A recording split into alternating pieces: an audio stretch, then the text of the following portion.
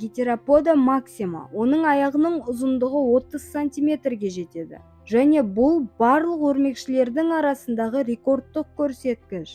Бұл Лаостада мекендейтін өрмекшілер шынымен үлкен, дегенмен одан да үлкен түрлері бар. Әлемдегі ең үлкен өрмекшілерді көру үшін әрі қарай көріңіз. Тарантул Голиаф ең бірінші орынды алады.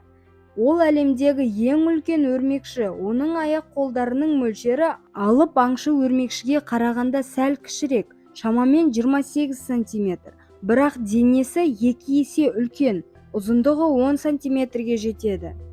1965 жылы Венесуэлада Голиафтың ең үлкен түрі ұсталды. Оның аяқ-қолдарының ұзындығы 28 сантиметр. Содан бері әлі ешкім бұл рекордты бұзған жоқ. Голиаф шынымен рекордын ақтайды. Ол расында құсты да жеп тастауы мүмкін.